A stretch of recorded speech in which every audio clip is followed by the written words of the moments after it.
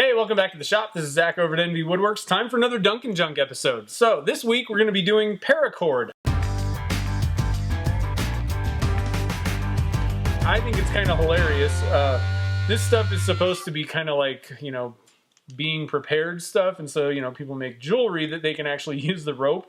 If this works with the casting, you can say, I got my Paracord pen, but you can't even do anything with it. So I think that's just kind of ironic. But anyway, let's get to casting, see if this stuff works. Who knows what's going to happen? And I just wanted to say thank you to Michael for this idea. This is pretty cool. So let's get to casting.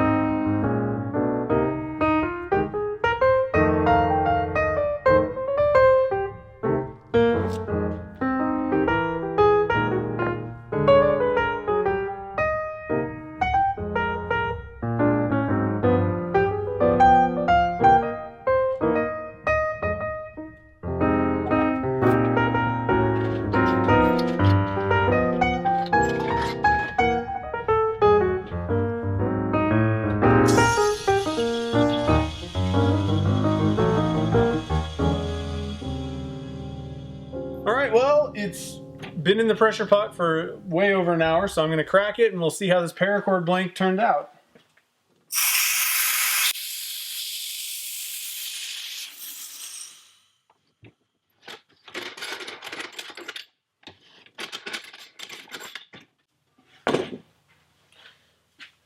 Well,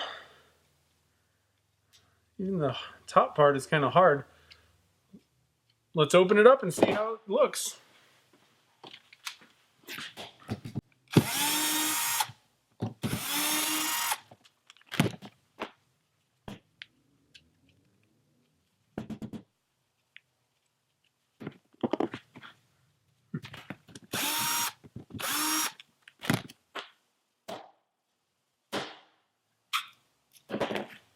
There we go. Well, all right, it looks fine. There's nothing wrong with it. A couple things I'm noticing. The blank looks fine. Everything, looks normal for a normal casting. One thing I'm noticing is the Paracord stuff where the resin contacted it that's hanging out here is pretty hard. So I don't know what that means exactly, but maybe a little spongy. But I think it's going to help with the turning, cutting, drilling, all that kind of stuff. So I'm going to get that cut up, drill it, and all that stuff. What I'm going to do is I'm going to cut it up for Sierra style tube. I'm going to mount it on a Sierra just to kind of make things simple. So unless something catastrophic happens, I'm just going to cut to the turning part. I'm just going to assume everything went well. At the end, I'm going to kind of talk about anything that I noticed about the whole process, anything that stood out to me, and we'll kind of wrap things up. So I'll see you over at the lathe.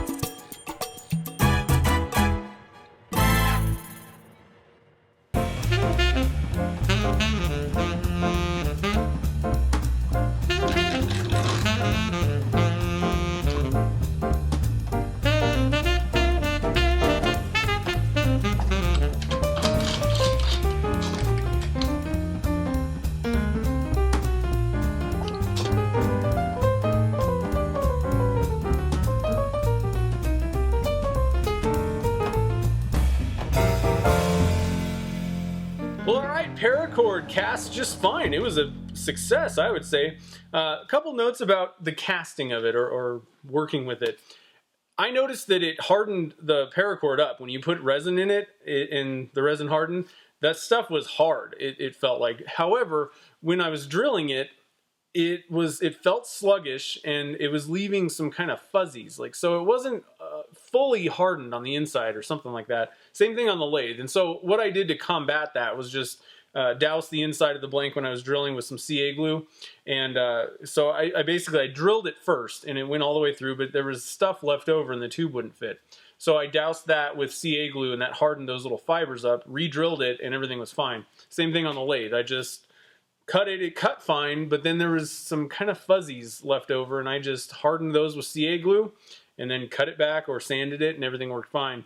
Now on this one, I didn't give it a full CA finish. I just kind of sealed or hardened those fibers up and then basically sanded it back. You could put a CA finish. I didn't see the point. It's mostly resin, and then you've pretty much turned the paracord stuff into a hard substance at that point. So all I needed to do was sand it up, and then you might have noticed I'm using a buffing system to polish the blanks. I'm finding that a lot easier and getting better results. So in the future, I'll do a video on that. I just started doing it.